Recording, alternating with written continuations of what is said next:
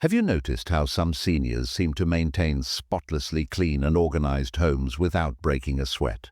It's almost as if they have some secret knowledge the rest of us haven't discovered yet. Well, I'm here to let you in on those secrets today, my friends. I've spent time talking with and observing seniors who keep their living spaces immaculate, and I've discovered there are actually 10 specific habits they practice every single day. These aren't complicated cleaning routines or expensive organizing systems. They're simple, practical habits that anyone can adopt. Habits that make maintaining a clean, comfortable home almost effortless once they become part of your daily routine. I hope you'll stay with me through this entire video because some of the later habits, especially number 8, might be the game changers you've been looking for. These final tips are often overlooked, but make all the difference between constantly cleaning and enjoying a naturally tidy home. If you find this helpful, please hit that like button and subscribe to our channel for more practical advice tailored for our generation. And I'd love to hear from you in the comments about which habit you already practice or which one you're most excited to try. Now let's dive into these 10 daily habits that keep seniors' homes beautifully clean and organized.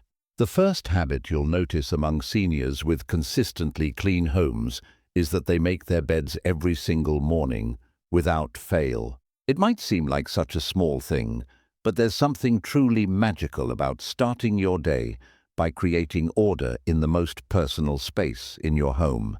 When you make your bed first thing in the morning, you're actually setting a positive tone for the entire day. You've already accomplished something before your first cup of coffee, and when you return to your bedroom later, seeing that neatly made bed gives you a sense of calm and control that ripples through your entire living space. Many of the seniors I spoke with mentioned how this simple 5-minute task becomes almost meditative, a moment of mindfulness before the day gets busy. Mrs. Henderson, a lovely 72-year-old from Oregon, told me she's made her bed every morning for over 60 years, and on the rare days she doesn't, she feels slightly off-kilter all day. "It's like my day hasn't properly begun," she explained with a smile. The second habit that keeps seniors' homes consistently clean is what I call the handle it once principle. Instead of setting things down for now with the intention to put them away later, they deal with items immediately. That piece of mail, they open it, decide what to do with it, and either file it, act on it, or discard it right away. No piles of papers collecting on countertops. The coffee mug after breakfast, it goes directly into the dishwasher rather than sitting in the sink. Those reading glasses, back in their case or designated spot after use. This habit eliminates what organizers call deferred decision clutter, all those items sitting around because we haven't decided what to do with them yet. By handling things just once, you prevent accumulation before it starts. Mr. Richardson, a spry 83-year-old who maintains an immaculate apartment, shared that this habit alone reduced his cleaning time by half. "My daughter always wonders how I keep my place so tidy," he chuckled. "I tell her it's not about cleaning more, it's about messing less in the first place." The third daily habit is maintaining clear surfaces. Look around the home of a senior with exceptional cleanliness, and you'll notice their countertops, tables, and other flat surfaces are largely empty or thoughtfully arranged with just a few meaningful items. This isn't just visually pleasing, it serves a practical purpose.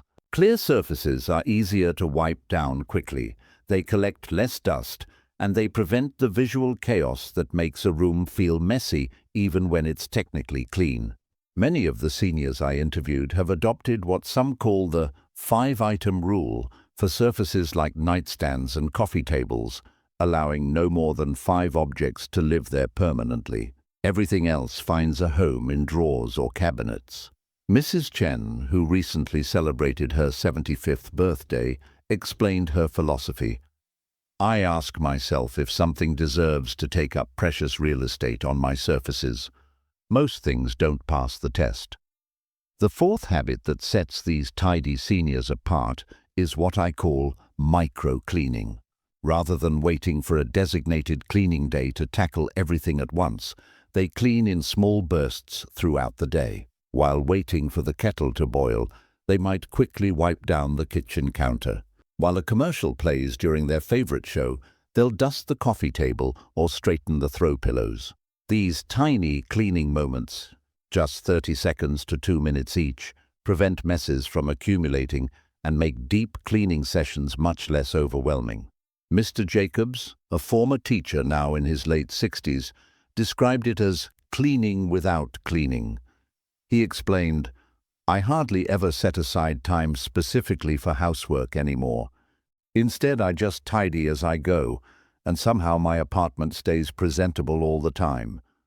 This approach is particularly gentle on aging bodies. No more exhausting cleaning marathons that leave knees and backs aching. Instead, these brief bursts of activity are manageable even with limited mobility or energy. The fifth daily habit is something I call the evening reset. About an hour before bedtime, these neat-as-a-pin seniors spend just 10-15 minutes returning the home to order. They gather any items that have migrated from their proper places during the day and return them home. They quickly straighten pillows and throws, wipe down bathroom counters after evening routines, and make sure the kitchen is tidy. This ritual ensures they wake up to a fresh, orderly space rather than yesterday's chaos. The sixth daily habit that keeps seniors' homes so pristine might surprise you. It's actually about what they don't bring into their homes in the first place. I'm talking about practicing the one-in, one-out rule religiously. Before purchasing anything new, whether it's a kitchen gadget, a piece of clothing, or even a book, they first decide what similar item will leave their home to make room for it. This simple practice prevents the slow accumulation of belongings that can quickly overwhelm our living spaces, especially in homes we've lived in for decades. Evelyn, a delightful 78-year-old who downsized from a 4-bedroom house to a 2-bedroom apartment 5 years ago, told me this habit completely transformed her relationship with shopping. Before adopting this rule, I'd buy something new because it caught my eye, not thinking about where it would live in my home. Now I ask myself, what will this replace? If I can't answer that question, I don't buy it. This thoughtful approach to consumption not only keeps her apartment beautifully organized, but has saved her quite a bit of money too. The seventh habit I've observed is a consistent laundry routine that prevents clothes from piling up. Rather than allowing laundry to accumulate until it becomes an overwhelming chore, these organized seniors have established regular, manageable laundry rhythms. Some do small loads every other day, while others have specific laundry days, but none let it build up to mountainous proportions. Frank, a widower of 67 who prides himself on his self-sufficiency, shared his simple system. Monday is for light colors, Thursday is for darks. Never more than 2 loads on either day. I fold and put away immediately while watching the evening news. The key here isn't the specific schedule, it's having a consistent routine that works with your lifestyle and prevents laundry from becoming a dreaded, time-consuming task. But perhaps even more important than when they do laundry is what happens afterward. These tidy seniors never leave clean clothes in baskets or piled on chairs. They fold or hang items immediately and put them away in their designated homes. This prevents the all-too-common clean laundry purgatory, where clothes sit in limbo, creating visual clutter and often requiring rewashing because they've become wrinkled or dusty. The eighth daily habit, and this is the one I particularly wanted you to stick around for, is bathroom maintenance. Now, I know bathroom cleaning isn't everyone's favorite topic, but there's a simple approach that transforms this dreaded deep cleaning task into something remarkably manageable. The cleanest seniors I spoke with all practice some version of a daily bathroom wipe-down ritual. After their morning routine, they take just 60 seconds to wipe down the sink, counter, and mirror with a microfiber cloth. Some keep a spray bottle of diluted cleaner or white vinegar solution handy. Some even keep a squeegee in the shower to quickly remove water from glass doors or tiles after bathing. This quick daily attention prevents the buildup of toothpaste spatters, soap scum, and water spots that make bathrooms look dirty and require intensive scrubbing later. Margaret, a sprightly 82-year-old who still lives independently in her family home, laughed when I asked about her spotless bathroom. My secret. I never clean my bathroom anymore, at least not in the way younger folks think of cleaning. Those marathon scrubbing sessions are a thing of the past. Instead, I give it a little love every single day. A quick wipe here, a spray there. By the time my daughter visits and asks when I last cleaned, I honestly can't remember because it never gets dirty enough to need a deep clean. This approach is particularly valuable as we age because it eliminates the need to get down on hands and knees or engage in vigorous scrubbing. The consistent, gentle maintenance means deep cleaning rarely becomes necessary.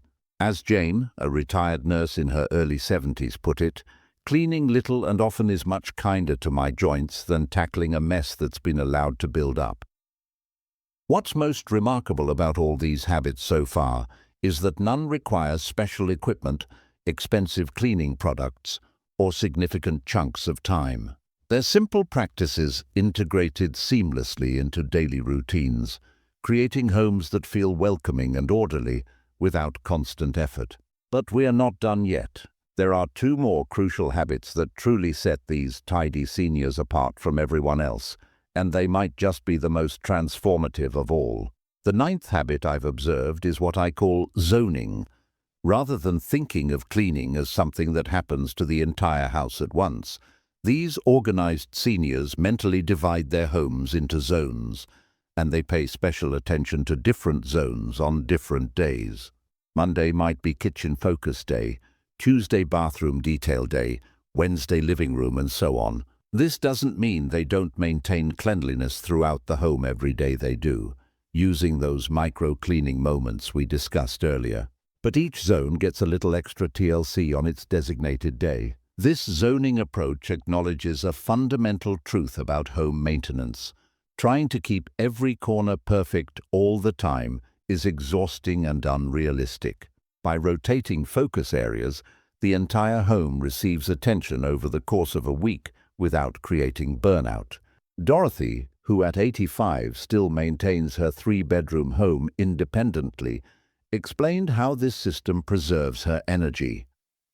I used to wear myself out trying to clean everything thoroughly in one day. Now I focus on one area each day, and by week's end, everything's been attended to without exhausting myself. This approach is particularly valuable for seniors who may have limited energy or mobility issues. By concentrating efforts on one area at a time, they can clean thoroughly without overexertion. Many find it mentally satisfying as well. There's a clear sense of accomplishment in completing the day's designated zone, rather than feeling perpetually behind on household tasks. And now we come to the 10th and final habit, perhaps the most powerful of all. The seniors with the cleanest homes have mastered what I call the art of letting go. They regularly assess their possessions and release items that no longer serve their current lifestyle.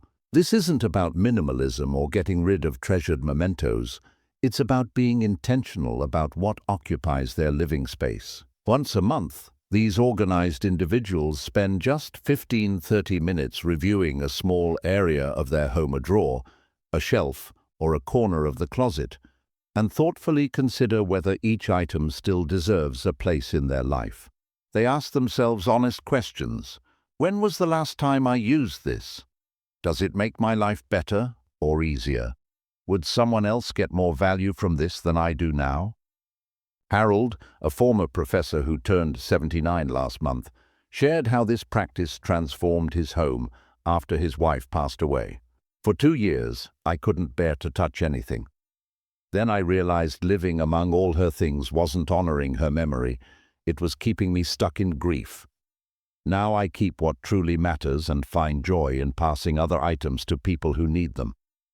This regular letting go prevents the slow build-up that happens in homes we've lived in for decades. It's not about dramatic purging sessions.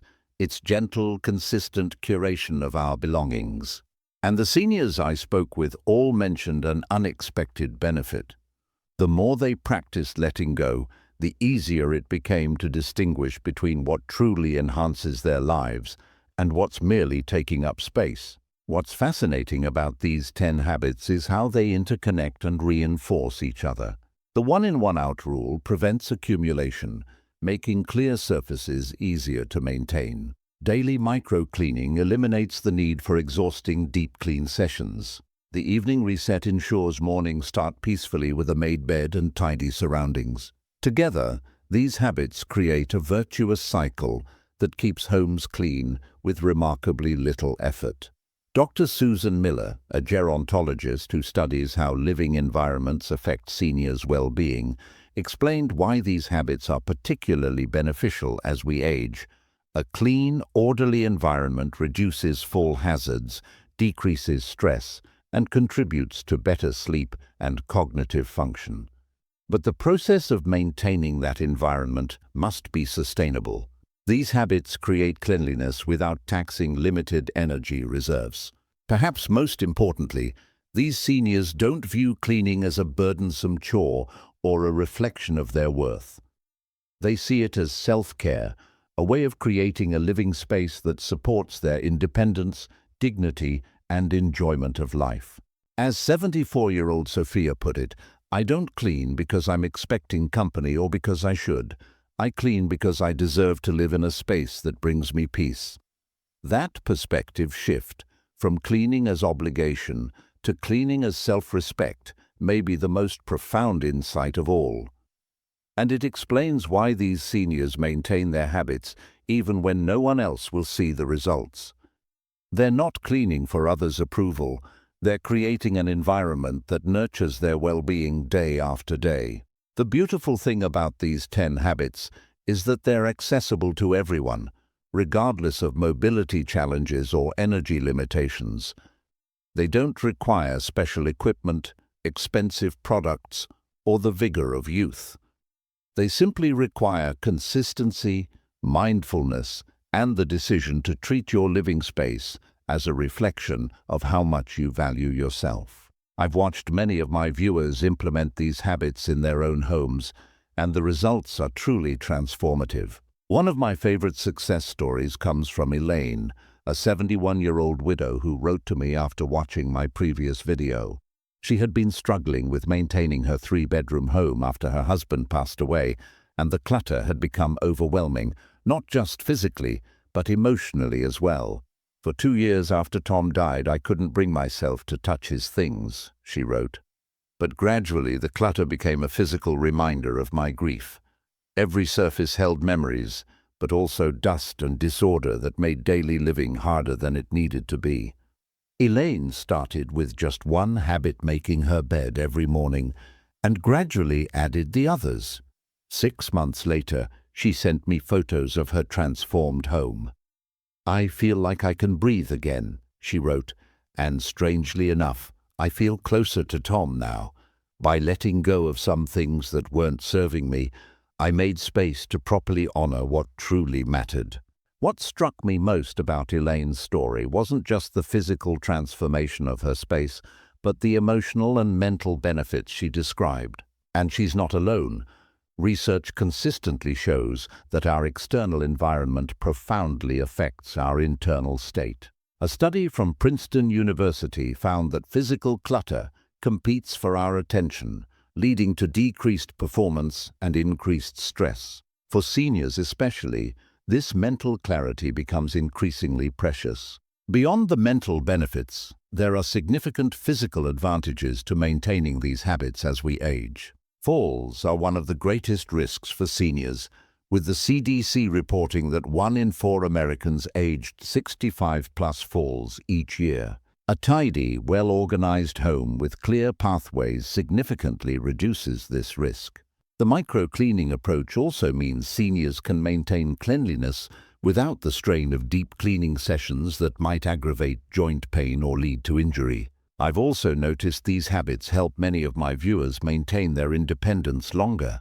Martha, who recently celebrated her 85th birthday, told me, "My children were starting to suggest I might need assisted living because my home had become so cluttered and difficult to manage.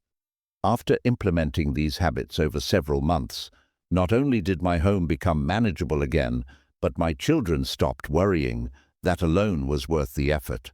What's particularly beautiful about these 10 habits is how they can be adapted for almost any situation. If mobility issues make certain cleaning tasks difficult, the zoning approach allows for focusing energy where it's most needed. If arthritis makes gripping traditional cleaning tools painful, there are wonderful adaptive tools available now: extendable dusters, lightweight vacuums, and cleaning wands that require minimal grip strength.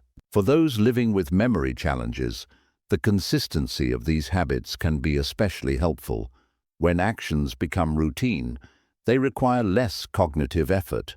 The evening reset, in particular, can help those with mild cognitive impairment maintain order by creating a dependable pattern that becomes second nature. I encourage you to start small, perhaps with just 1 or 2 habits that resonate most with you. Maybe it's making your bed each morning, or perhaps the evening reset feels most achievable. The beauty of these practices is that they build upon each other naturally. Once one habit becomes second nature, adding another feels less daunting. Many viewers have told me they've turned these cleaning moments into opportunities for mindfulness. Richard, a retired teacher in his mid-70s, shared that his daily micro-cleaning moments have become almost meditative. "I used to rush through cleaning, seeing it as a chore to endure," he wrote. "Now I take those few minutes to truly focus on the task at hand, feeling the texture of the cloth against the surface, noticing how light plays across a freshly dusted shelf. It's become a form of presence practice." For those who live with partners or family members, these habits can become shared rituals that strengthen bonds. Several couples have told me they've made the evening reset their special time together, 15 minutes of gentle tidying while sharing highlights from their day. Others have divided the zones by interest or ability. One partner might take responsibility for the kitchen, while the other maintains the living areas. What matters most isn't perfection, but consistency. These aren't meant to be rigid rules that create stress if occasionally missed. They're gentle practices that, when performed most days, create a supportive environment for living your best life in your golden years. I believe deeply that how we care for our homes reflects how we care for ourselves. Creating a clean, orderly environment isn't about impressing others. It's a profound form of self-respect and self-care. It's about crafting a space that supports your needs, honors your dignity, and brings you joy each day. And so there you have it, my friends. These 10 habits truly are the foundation of a beautifully maintained home that supports your independence and dignity as you age. What strikes me most is that none of these habits require excessive energy, expensive products, or complicated systems. They're simply thoughtful practices that, when performed consistently, create an environment that nurtures your well-being every single day. Remember that adopting these habits isn't about achieving perfection. It's about creating a home that supports your needs and brings you joy. You might choose to start with just 1 or 2 habits that resonate most with you. Perhaps it's the morning bed-making ritual or the evening reset. As these become second nature, you can gradually incorporate others. Thank you so much for staying with me through this entire video. I hope you've found these insights as valuable as I have. If you've enjoyed this content or found it helpful, please hit that like button and subscribe to our channel for more practical advice tailored specifically for our generation. I'd love to hear in the comments which of these habits you already practice, or which one you're most excited to try first. Until next time, remember, a clean home isn't just about appearances. It's about creating a space where you can thrive, relax, and enjoy the life you've worked so hard to build.